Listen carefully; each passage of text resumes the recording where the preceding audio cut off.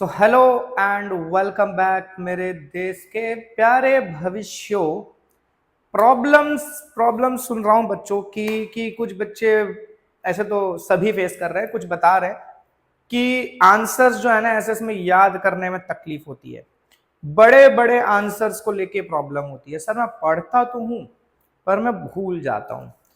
मैं मेहनत कर रहा हूं, याद कर रहा हूं, चीजें याद नहीं रहती। भाई ऐसा नहीं है, याद नहीं रहती है बोलना गलत है, याद है। प्रॉब्लम है हम सारी चीजों को एक साथ रिकॉल नहीं कर पाते हैं।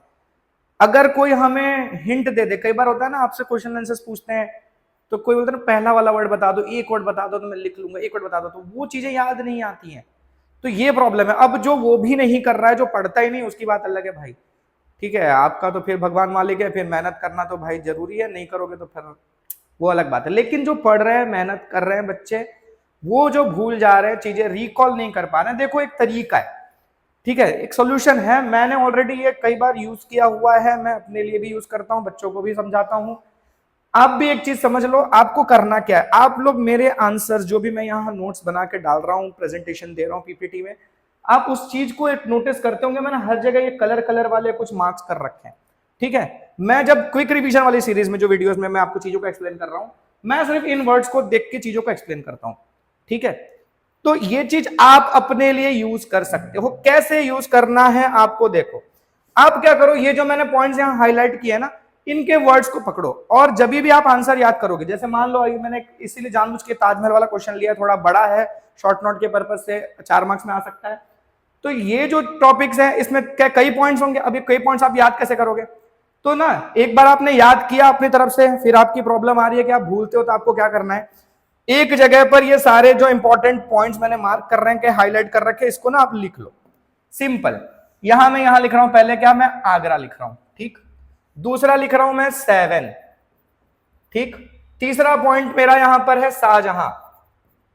पूरा सेंटेंस नहीं लिख रहा मैं, लिख लिख के प्रैक्टिस करने की बात आती है। बच्चे लिखते हैं ना, 2-2 घंटे में 2 क्वेश्चन याद होता है मुश्किल से, लिखते लिखते रह जाते हैं। अब ये पॉइंट्स लिखो, छोटे छोटे पॉइंट्स लिखो। मुमताज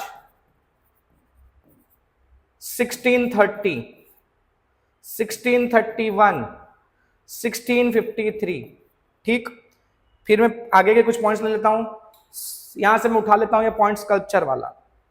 स्कल्पचर, अब ये ऐसा है कि आप पढ़ा नहीं है आपने तो कुछ नहीं होने वाला, उसमें काम नहीं आएगा। आपने पढ़ा है, भूलते हो, उसके लिए बता रहा हूं।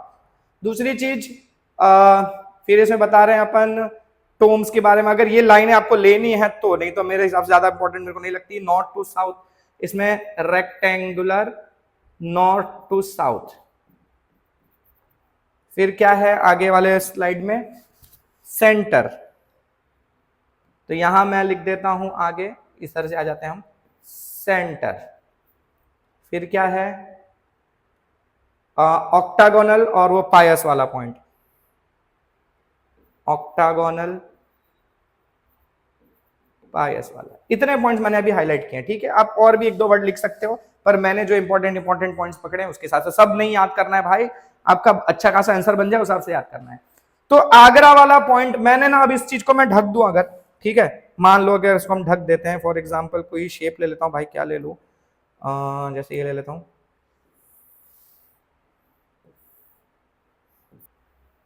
ठीक। अब मैं इसमें इसको कलर भर देता हूं, पॉइंट्स ढक गए। मैंने वहां पॉइंट रखा है क्या, आगरा। आगरा में मेरे को क्या आया था कि भाई ताजमहल कहां पर है, Taj Mahal situated in Agra, in Uttar Pradesh. 7, it is one of the 7 wonders of the world. Shah Jahan, it was build by Shah Jahan in the memory of Mumtaz. Mumtaz की डेथ हुई थी यहाँ पर 1630 में, तभी तो उसके बाद बनेगा ना। तो 1630 में मुमताज की डेथ, ठीक है, डाइड इन 1630।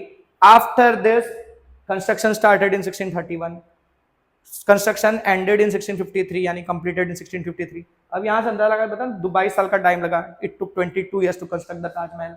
स्कल्पचर्स वाले पॉइंट में क्या था, स्कल्पचर्स जानबूझ के डाला। स्कल्पचर मतलब सिर्फ इंडिया नहीं, इंडिया के अलावा many sculptures from India, Iran, Turkey, Arabia and Europe were involve in this construction. अपने वर्ड्स में लिख सकते हो, या वो लाइन अगर रट्टा मारी तो वो लिख सकते हो।